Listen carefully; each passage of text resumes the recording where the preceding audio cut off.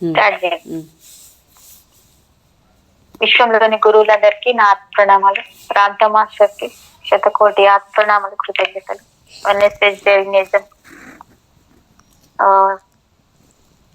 వ్యవస్థాపకురాలు స్వప్నేశ్వర్ madam గారికి నా ప్రణామాలు, కృతజ్ఞతలు. Thank you master.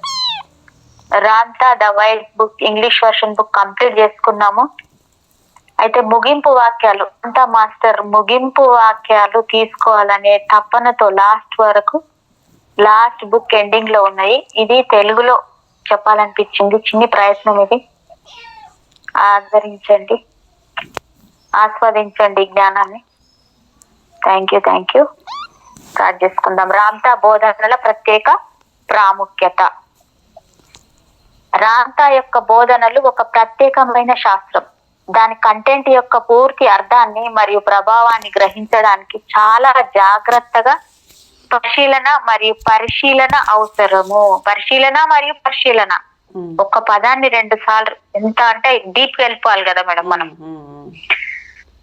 రాంతా యొక్క బోధనలు మానవ ఉనికి మరియు మానవ వ్యక్తి గురించి, మన మూలాలు మరియు విధి గురించి, జీవితం మరియు మరణం యొక్క స్వభావం, ఆత్మ, మంచి మరియు చెడు, ప్రపంచం, ఇతరులతో మన సంబంధం గురించి ప్రాథమిక ప్రశ్నలు పరిష్కరిస్తాయి. స్థలము, సమయము మరియు వాస్తవికత యొక్క స్వభావం. రాంతా బోధనలు తెలియజేసే ఆకృతి సందేశానికి అంతర్లీనంగా ఉంటుంది.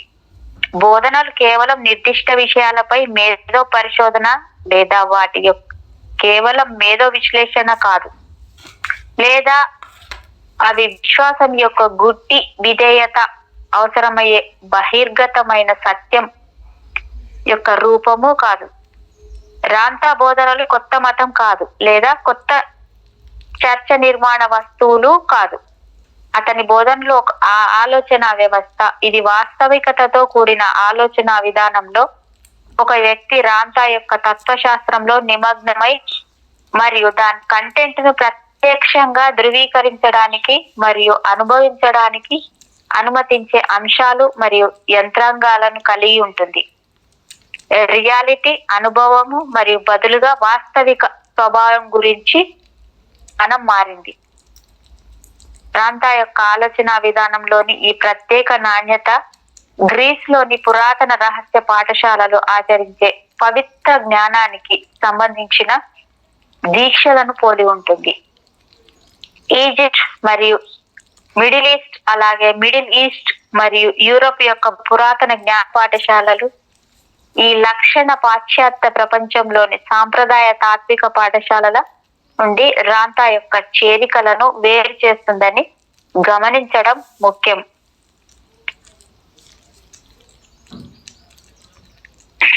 ఆబ్జెక్టివ్ జ్ఞానం మరియు సత్యం యొక్క సాంప్రదాయ పాశ్చాత్య అవగాహనలో మనం కనుగొన్నది మానవ వ్యక్తి మరియు వాస్తవిక స్వభావం గురించి ప్రాథమిక అంచనా.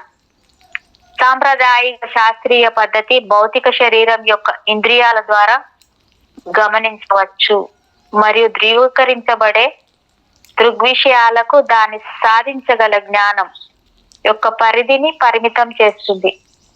ఈ శ్రేణి వెలుపల ఏదైనా పారానార్మల్, పురాణం మరియు జానపద కథల పరిధిలోకి వస్తుంది. మరో మాటలో చెప్పాలంటే వాస్తవికత మరియు మానవ వ్యక్తి యొక్క స్వభావం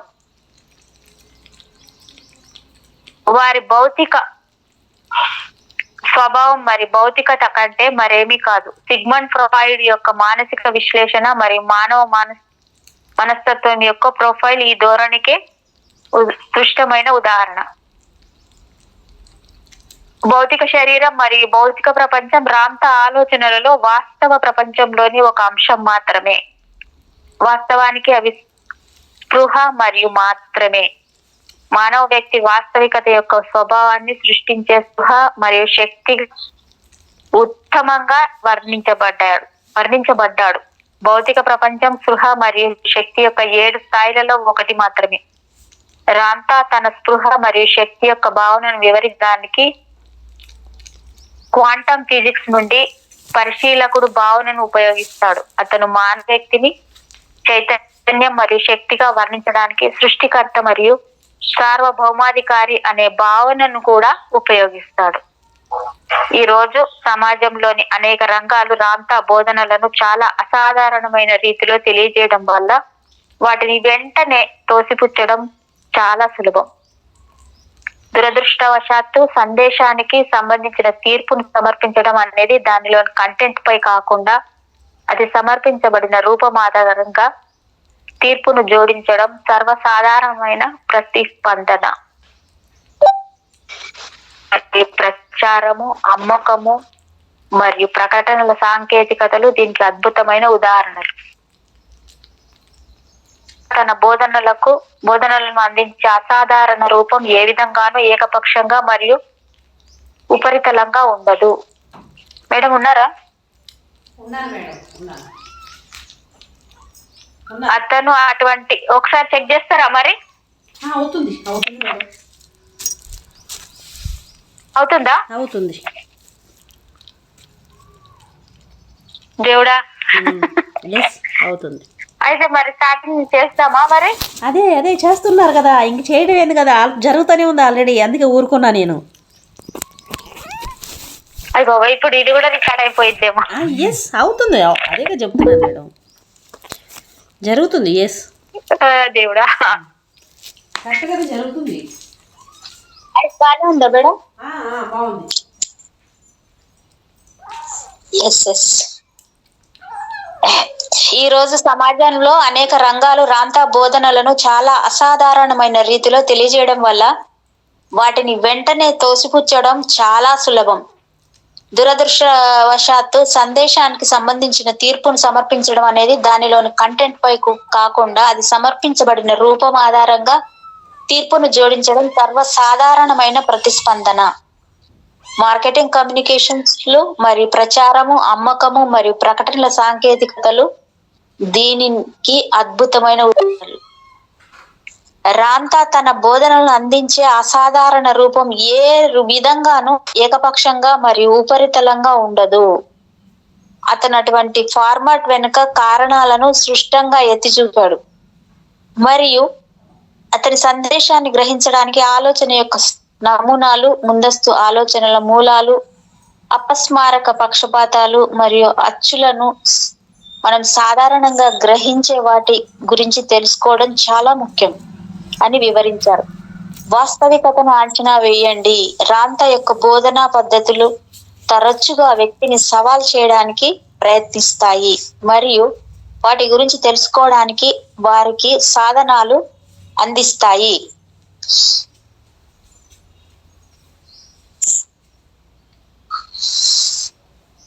వాస్తవికతను సాధారణంగా గ్రహించే సరిహద్దులను రూపొందించే మరియు సెట్ చేసే ముందస్తు ఆలోచనలు. దీని యొక్క ఉద్దేశం ఏమిటంటే మనసు యొక్క విస్తృత దృక్పథం యొక్క ఆవిర్భావాన్ని అనుమతించడం. ఇది వాస్తవికతను మరింత అర్థవంతమైన, అపరిమిత, స్పృహ మరియు అసాధారణమైన మార్గంలో అనుభవించడానికి వీలు కల్పిస్తుంది. గతంలో మాకు అందుబాటులో ఉన్న దానికంటే ఇది మా అనుభవం. రాంతా యొక్క బోధనల యొక్క మరింత వివాదాస్పదమైన అంశం ఏమిటంటే అతను తన తత్వశాస్త్రాన్ని తన స్వంత సత్యం యొక్క ఫలం అందించడంలో రాంతా తన సందేశాన్ని అందించడానికి ఎంచుకున్న రూపం మరియు వ్యక్తిగత అనుభవాలు అతను స్వయంగా తత్వశాస్త్రం యొక్క స్వరూపం జీవి అని పాయింట్ చేస్తుంది. అతని ఆలోచన యొక్క ప్రాతినిధ్యం మరియు అభివృద్ధి. ఆ విధంగా అతను అమరుడైన దేవుడు, చైతన్యం మరియు శక్తి అని అతను 35 సంవత్సరాల క్రితం చాలా కాలం పోయిన లెమోరియా ఖండంలో మానవుడిగా జీవించాడని చెప్పాడు. ఆ జీవిత కాలంలో అతను మానవ ఉనికి మరియు జీవితం యొక్క అర్థం గురించి ప్రశ్నలను ప్రశ్నించడానికి మరియు తన సొంత పరిశీలన, ప్రతిబింబం మరియు ధ్యానము ద్వారా అతను జ్ఞానోదయం పొందాడని మరియు తనను తాను జయించాడని అతను వివరించాడు. భౌతిక ప్రపంచం మరియు మరణము, స్పృహ మరియు శక్తి వంటి అతని నిజమైన సారాంశం పూర్తిగా స్పృహలో ఉండి సృష్టిలోని ఏదైనా మరియు అన్ని అంశాలను అనుభవించడానికి పూర్తిగా స్వేచ్ఛగా మరియు అపరిమితంగా ఉండగలిగే మానసిక స్థాయికి తన శరీరాన్ని తీసుకెళ్లే మార్గాన్ని అతను గ్రహించాడని అతను బోధించాడు. తెలియని వాటిని తెలియజేయడం కొనసాగించండి. అతను ఈ ప్రక్రియను తన ఆరోహణగా పేర్కొన్నాడు. అతను తన భౌతిక శరీరం ద్వారా ఇకపై పరిమితం కాలేదనే వాస్తవము అతని స్పృహ మరియు శక్తి ఇతర రూపాల్లో భౌతిక ప్రపంచంలో సంఘర్షణ చెందడానికి అనుమతిస్తుంది. అతను తరచుగా తనను తాను మేఘాలను నెట్టివేసే గాలి అని, ఉదాహరణకి ఉదయము లేదా అపరిచితుడు లేదా వీధిలో నాగరికతలు రావడం మరియు పోవడాన్ని గమనిస్తున్న బిచ్చగాడు లేదా స్పృహ ఊహించే ధైర్యం చేసే ఏదైనా అని సూచిస్తుంది. ఛానలింగ్ అనే దిగ్విజయం ద్వారా అతను తన బోధనలను కమ్యూనికేట్ చేసే రూపం నిజానికి ఈ పదం పాపులర్ కాకముందే తెలియజేస్తుంది. రాంతా అతను జేజెడ్ నైట్ యొక్క శరీరాన్ని తనకు తానుగా ఛానల్ చేసుకోవడానికి మరియు వ్యక్తిగతంగా తన తత్వాన్ని బోధించడానికి ఉపయోగిస్తాడు. ఛానల్ ద్వారా వచ్చే చైతన్యాన్ని మరియు ప్రేక్షకులకు మధ్యవర్తి కాదు, కాబట్టి ఛానల్ ఒక మాధ్యమానికి భిన్నంగా ఉంటుంది. ఛానల్ ట్రాన్స్ఫిక్స్ లో ఉండదు. ఛానలింగ్ చేస్తున్నప్పుడు స్థితిని మార్చారు, బదులుగా వారు తమ శరీరాన్ని పూర్తిగా వదిలివేస్తారు మరియు వారి శారీరక కదలికలు మరియు వీధులపై పూర్తి అధ్యాపకులను కలిగి ఉండడానికి స్పృహను అనుమతిస్తారు. జేజెడ్ నైట్ ద్వారా ప్రసారం చేయబడిన రాంతా తన కళ్ళు తెరిచి నడవడం, నృత్యం చేయడం, తినడం మరియు తాగడం, నవ్వడం, మాట్లాడడం, సంభాషించడం మరియు తన విద్యార్థులకు వ్యక్తిగతంగా బోధించడం వంటి సామర్థ్యాన్ని కలిగి ఉంది. జేజెడ్ నైట్ అతను ఎంచుకున్న ఏకైక ఛానల్ మరియు అతని సందేశాన్ని అందించడానికి ఉపయోగిస్తుంది. తన భౌతిక శరీరాన్ని ఉపయోగించడం ద్వారా కాకుండా ఒక మహిళ ద్వారా తన సందేశాన్ని ప్రసారం చేయడానికి రాంతా ఎంచుకున్నది. దేవుడు మరియు దైవము అనేది పురుషులకు మాత్రమే హక్కు కాదని మరియు స్త్రీలు దైవత్వానికి విలువైన వ్యక్తీకరణలు, మేధావి మరియు సామర్థ్యం కలిగి ఉంటారని ప్రకటన చేయడం భగవంతుడు గ్రహించాడు. అతని తత్వశాస్త్రంలో ముఖ్యమైనది దూతను పూజించడం లేదా గతంలో చాలాసార్లు జ్ఞానోదయం యొక్క ఆవిర్భావ చారల యొక్క పూర్తిగా పతనానికి కారణమైన ఒక ముఖం లేదా చిత్రం కాదు, కానీ సందేశాన్ని వినడం అని కూడా ఇది నొక్కి చెప్తుంది. ఇది మానవ వ్యక్తి యొక్క నిజమైన సారాంశం భౌతిక శరీరానికి లేదా నిర్దిష్ట లింగానికి మాత్రమే పరిమితం కాదనే ప్రకటన కూడా చేస్తుంది. రాంతా యొక్క ఆలోచన విధానం యొక్క ఫ్రేమ్వర్క్ లో కాబట్టి ఛానలింగ్ యొక్క దృగ్విషయం సాధ్యమవుతుంది. మరో మాటలో చెప్పాలంటే రాంతా యొక్క బోధనలు మరియు వాస్తవిక స్వభావం యొక్క వివరణ నిజమైతే మాత్రమే జేజెడ్ నైట్ వ్యక్తిలో జరిగే విధంగా ఛానల్ చేయడం సాధ్యమవుతుంది. ఈ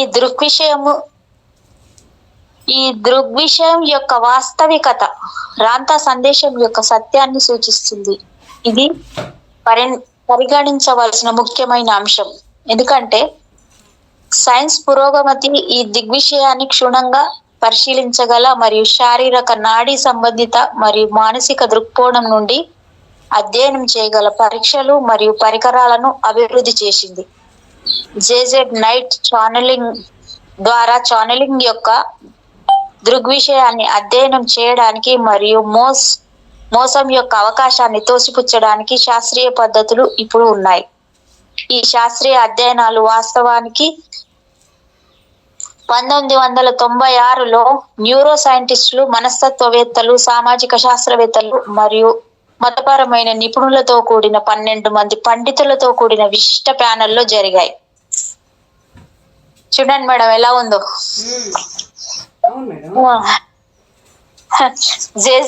జేజెడ్ నైట్ ని 1 సంవత్సరం వ్యవధిలో రాంతాను ఛానలింగ్ చేయడానికి ముందు సమయంలో మరియు తర్వాత చదివారు. వారు తమ శాస్త్రీయ పరిశోధన అధ్యయనాలను నిర్వహించిన తర్వాత అందుబాటులో ఉన్న తాజా సాంకేతిక మరియు పరికరాలను ఉపయోగించి జెజెడ్ నైట్ యొక్క స్వయం ప్రతిపత్తి నాడీ వ్యవస్థ ప్రతిస్పందనల నుండి తీసుకున్న రీడింగులు చాలా నాటకీయంగా ఉన్నాయని వారు నిర్ధారించారు.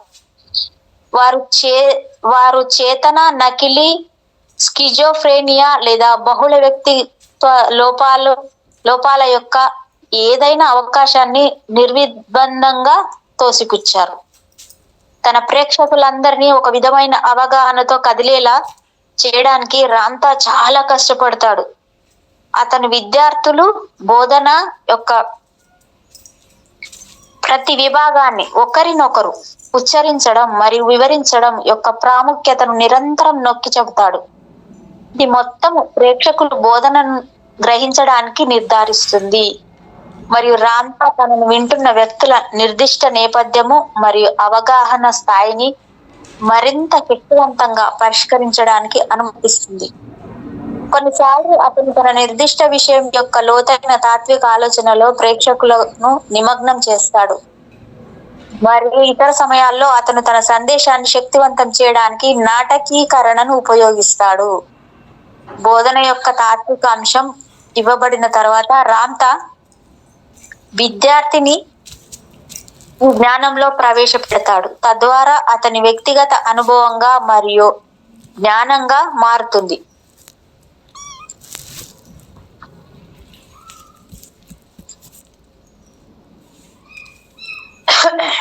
నిరంతరం నొక్కి చెప్తా ఇది మొత్తం ప్రేక్షకుల బోధనను గ్రహిస్తున్నారని నిర్ధారిస్తుంది మరియు రాంతా తనను వింటున్న వ్యక్తుల నిర్దిష్ట నైవేద్యం మరియు అవగాహన స్థాయిని మరింత శక్తివంతంగా పరిష్కరించడానికి అనుమతిస్తుంది.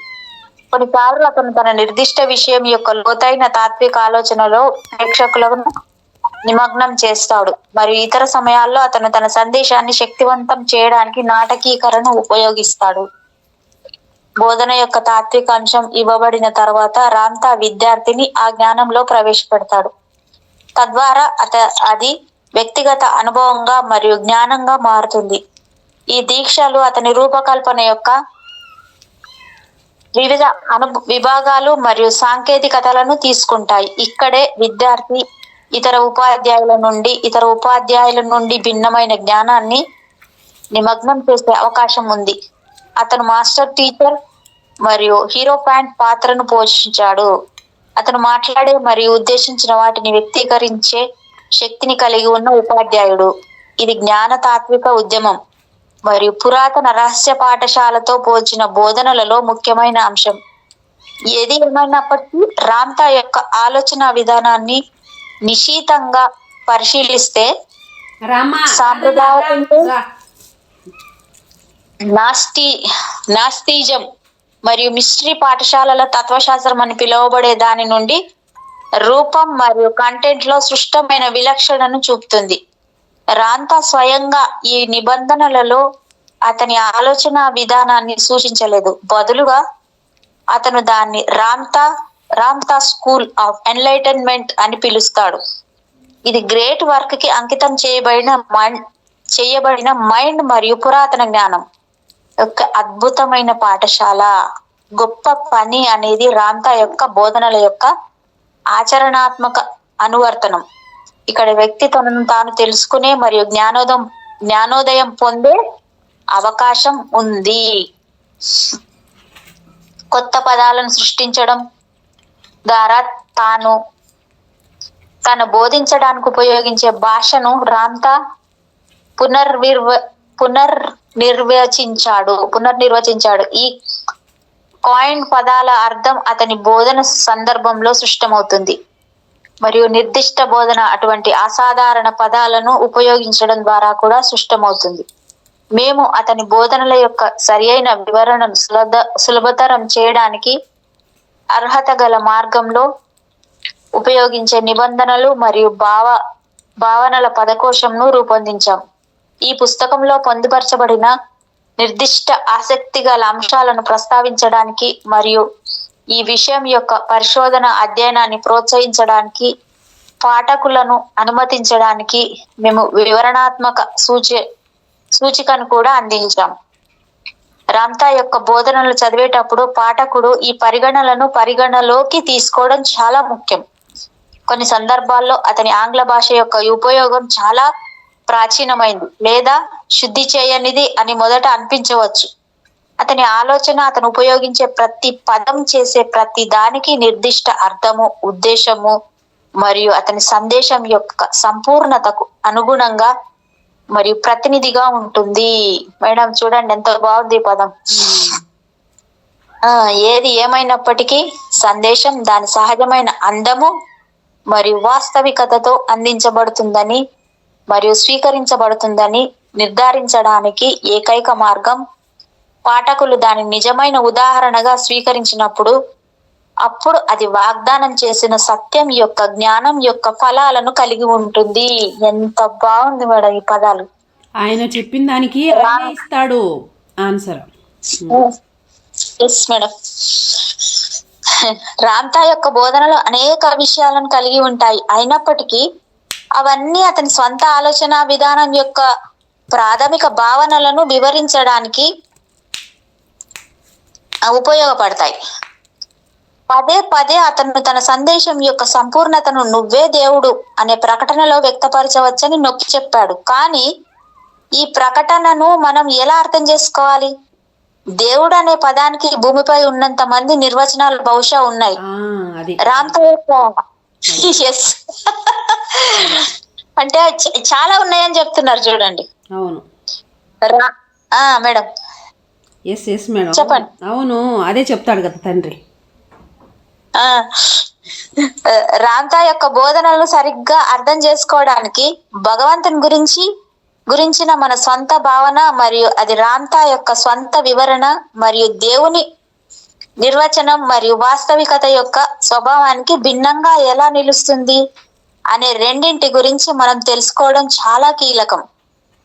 అన్ని విషయాల సారాంశం ఏమిటి, వాటి మూలం ఏమిటి, వారి స్వభావం ఏమిటి, వారి విధి ఏమిటి? ఈ ప్రశ్నలకు రామ్తా యొక్క విధానం శూన్యం యొక్క అతని భావనతో ప్రారంభమవుతుంది. శూన్యం అనేది ఉనికిలో ఉన్నదంతా ఉద్భవించిన మూలము. అతను శూన్యాన్ని వర్ణించాడు.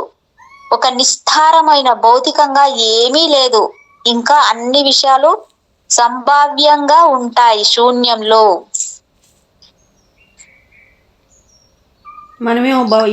ఉన్నాయని మనం అనుకుంటాము, ఈడ ఏమీ లేవు అన్నీ ఉన్నాయని ఆయన అంటాడు. అది ఏమీ లేదు, అంతా శూన్యము అనేది అక్కడ చూపిస్తున్నారు. మనమేమో అన్ని ఉన్నాయని మన చుట్టాన్ని ఏర్పరచుకుంటాం. ఉద్యమం అనేది లేదా చర్య ఏమీ లేదు. భగవంతుని ప్రశ్నకు సంబంధించిన అనేక తాత్విక విధానాలు, ఏకేశ్వరోపాసన మతాల యొక్క వేదాంతాలతో సహా భగవంతుడిని సర్వ తెలిపిన అనంతమైన, సంపూర్ణమైన, అతీతమైన మరియు మార్పులేని వ్యక్తిగా భావించారు. చూడండి, రామ్తా యొక్క వ్యవస్థలో సంపూర్ణత, అనంతము మరియు మార్పులేని గుణాలు, లక్షణాలు, శూన్యం స్వయం సమృద్ధిగా ఉంటుంది, విశ్రాంతి స్థితిలో ఉంటుంది, మరి అవసరం లేదు. శూన్యం అన్నింటినీ ఆవరించే విశాలంగా కనిపించినప్పటికీ దాని అసలు స్థితిలో దాని గురించిన జ్ఞానం లేదు, ఎందుకంటే జ్ఞానం ఒక చర్య. అరిస్టాటిల్ యొక్క తత్వశాస్త్రం మరియు థామస్ ఆక్వినార్ వేదాంత శాస్త్రంలో మనం కనుగొనే సృష్టికర్త మొదటి కారణం మరియు కదలని, చలనం లేని దేవుడు అనే భావనను శూన్యం తనను తాను ఆలోచించుకోవడం మరియు తనని తాను తెలుసుకోవడం అనే పరంగా రామ్తాచే వివరించబడింది. ఆలోచన యొక్క ఈ చర్య శూన్యంలో ఒక ప్రత్యేక కదలికను సూచిస్తుంది.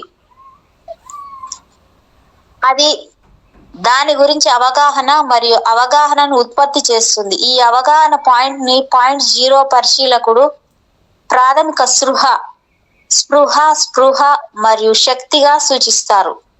మరియు గాడ్ పాయింట్ 0 అని తెలుసుకోవడం, తెలియని వాటిని తెలుసుకోవడం మరియు అనుభవించడం వంటి ఆదిమ ఉద్దేశాన్ని కలిగి ఉంటుంది.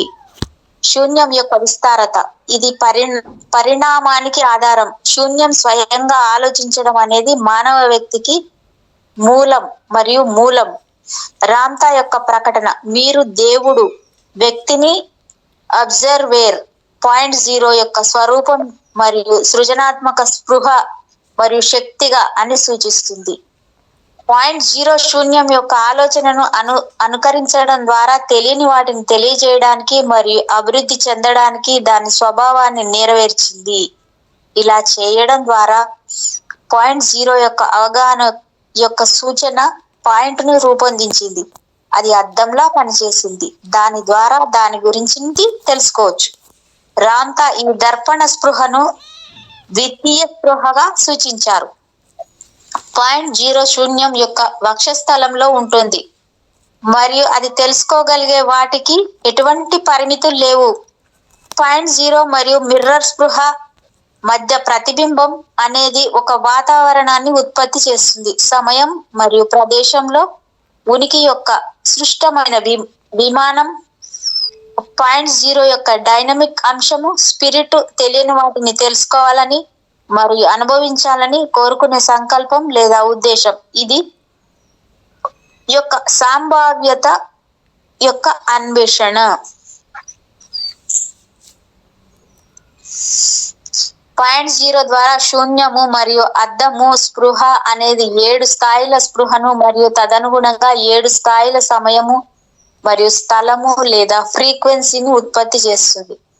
ఈ ప్రయాణం మరియు సృష్టి 7 స్థాయిల స్పృహ మరియు శక్తి యొక్క చర్యను ఇన్వాల్యూషన్ ప్రయాణంగా సూచిస్తారు. దేవుడు మరియు శూన్యంలోకి తిరిగి వెళ్లే ప్రయాణాన్ని పరిణామ ప్రయాణం అంటారు. ఆత్మకు భిన్నమైంది. రామ్తా ఆత్మను జీవిత పుస్తకంగా మాట్లాడుతుంది. ఆత్మ అనేది అన్ని అనుభవాలను మరియు పరిణామ ప్రయాణంలో పొందిన జ్ఞానం యొక్క రికార్డర్. మానవుని కష్టాలు మతిమరుపు దాని మూలాలను మరియు విధి యొక్క అజ్ఞానము పరంగా వ్యక్తీకరించబడ్డాయి. యాత్రికుడు లేదా అద్దము స్పృహ దట్టమైన మరియు నిదానమైన అస్తిత్వ విమానంలో తనను తాను గుర్తుంచుకున్నాడు. అది తన సొంత అమరత్వాన్ని మరియు దైవత్వాన్ని మర్చిపోయింది. జీవులు తమ నిజమైన స్వభావానికి మనలో నివసించే మరియు మనమే అయిన దేవుడిని అపరిచితులయ్యారు. చూడండి మేడం, బాబా మేము మా నిజమైన సృజనాత్మక స్వభావాన్ని మర్చిపోయాం మరియు బదులుగా సహాయం కోసం మరియు అర్థం కోసం శోధించాము మరియు మనకు వెలుపల ఉన్న దైవిక మూలానికి విముక్తి కోసం ప్రార్థించాము. ఇలా చేయడం ద్వారా మానవత్వం దాని స్వంత దైవత్వాన్ని తిరస్కరిస్తుంది మరియు దాని ప్రస్తుత స్థితి నుండి విముక్తికి ఎలాంటి అవకాశాన్ని నిరోధిస్తుంది. రామ్తా ఆలోచన విధానంలో భౌతిక ప్రపంచం ఉనికి యొక్క దట్టమైన విమానం మరియు భౌతిక శరీరం ఎప్పుడూ చెడుగా, అవాంఛనీయమైనదిగా లేదా అంతర్గతంగా చెడుగా పరిగణించబడలేదని గమనించడం ముఖ్యం. మంచి మరియు చెడు, కాంతి మరియు చీకటి, పాపము మరియు ధర్మము మధ్య పోరాటాన్ని నొక్కి చెప్పే జ్ఞాన సంప్రదాయాలలో ఆలోచన విధానంలో అంతర్గతంగా మినహాయించబడింది. అవాంఛనీయమైన పరిస్థితి ఏమిటంటే మన నిజమైన స్వభావం మరియు విధి గురించి అజ్ఞానం మరియు తిరస్కరణ స్థితిలో ఉండడం. మనం స్పృహ మరియు శక్తి వాటిని సృష్టించిన వారిగా ఉన్నప్పుడు మన పరిమితుల కోసం వాదించడం అసంబద్ధం. జ్ఞానోదయానికి మార్గం పాయింట్ 0కి తిరిగి పరిమాణం యొక్క ప్రయాణం. ఈ పనిని పూర్తి చేయడంలో వ్యక్తి తెలియని వాటిని మేడం పరిమితుల కోసం వాదించద్దు అంటే పరిమితులు ఉన్నప్పుడే కదా వాదన వస్తుంది. పరిమితుల కోసం వాదించడం అసంబద్ధం అంటారు. అదే కదా మరి వాదించద్దు కదా మేడం. అక్కడ ఇంకా వాదించద్దు అంటే పరిమితంగా వాళ్ళకి ఏం తెలియదు, పరిమితంగా ఉన్నారు కాబట్టి వాదన మొదలు పెడతారు కదా. అది అంటే అన్లిమిటెడ్ లో ఉంటాయి. అది ఎలా, ఇది ఎలా, అది ఎందుకు, ఇది ఎందుకు, అది ఎక్కడ, ప్రతి దానికి క్వశ్చన్ వస్తూనే ఉంటది అక్కడ. అసలు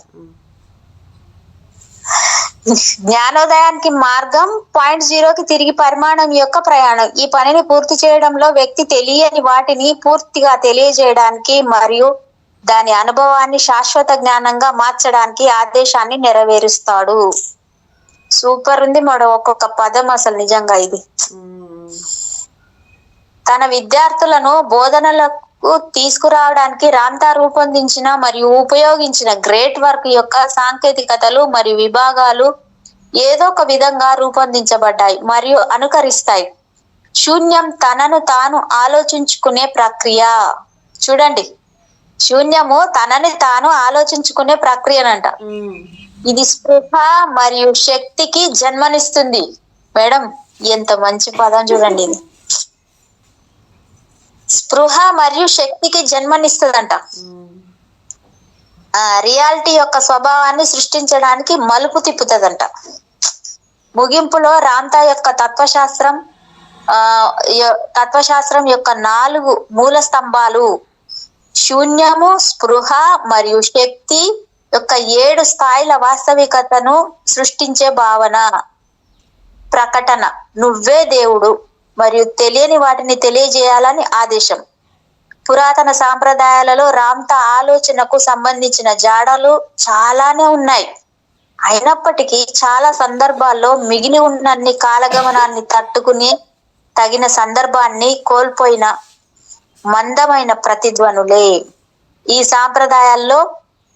సాంప్రదాయాలలో కొన్ని పురాతన ఈజిప్షియన్ల తత్వాలు, the book of the dead మరియు ఫారో అక్నాటక్ యొక్క బోధనలు. బుద్ధుడు తనని తాను వర్ణించుకున్నాడు, మేల్కొన్నాను, సద్గుణం మరియు ఆత్మ యొక్క అమరత్వం యొక్క సార్వత్రక రూపాల గురించి సోక్రటీస్ అవగాహన, యేసు బైల్ జోసెఫ్ జీవితము మరియు బోధనలు, సెయింట్ థామస్ ద ఎపోస్టల్ యొక్క రచనలు, the him of the Ford, సువార్త ప్రకారం దైవిక పదం, తయానాకు చెందిన జాన్ క్విట్జల్ కోట్, మణి ద కాదర్స్ మరియు ఆల్పిజెజెన్స్ ఫ్రాన్సిస్ ఆఫ్ అస్సెసి, యోధు మరియు క్రిస్టియన్ మార్మికులు, మౌంట్ కార్మెల్ యొక్క ఆరోహణ యొక్క జాన్ యొక్క స్కెచ్. ఇక్కడ శిఖరము మానవ శరీరం యొక్క తలపై ఉంచబడుతుంది. వివిధ కళాకారులు కళాకృతులు, మైకెల్ లాంజ్లో మరియు లియోనార్డో, డాక్టర్ విన్నీ అవిలా యొక్క తెరిసా యొక్క రచనలు మరియు ఆధ్యాత్మిక అనుభవాలు, ప్రే లూయిస్ డి రచనలు, లియోన్ ఐరోపాలో పునరుజ్జీవనోద్యమానికి చెందిన మానవతావాదులు, ప్రోసిక్రూషియన్లు, ఫార్ ఈస్ట్ ఫాస్టర్ మరియు ఇతరులు జీవిత రహస్యాన్ని వీక్షించే ప్రత్యేక దృక్పథాన్ని రాంతా బోధనలు మనకు అందిస్తాయి. వారు మాకు ఒక ఫ్రేమ్ వర్క్ ని అందిస్తారు. దీనిలో తత్వశాస్త్రం మరియు విజ్ఞాన శాస్త్రం సమాధానం ఇవ్వని ప్రశ్నలు మరియు మతం కొత్త అర్థాన్ని కనుగొంటుంది. ఈ బోధనలు సైన్స్ మరియు ప్రపంచంలోని వివిధ మతాల నిర్దేశించిన సరిహద్దులకు మించి మానవ అనుభవ పరిధిని విస్తృతం చేయగలవు. ఇది అనుభవం ద్వారా పొందిన ధృవీకరించబడిన సత్యం. మానవ జాతి సభ్యుడు ఈ కోణంలో ఇది రాంతా జ్ఞానం, రాంతా శాస్త్రం మరియు ఇప్పుడు మార్గం నడపబడింది. దానిని అన్వేషించాలనుకునే వారికి మరియు తెలియని వారి సొంత ప్రయాణాన్ని చేయాలనుకునే వారికి తలుపులు తెరిచే ఉన్నాయి. జైన్ ఎఫ్ లీలాయోన్, యాల్మో వాషింగ్టన్.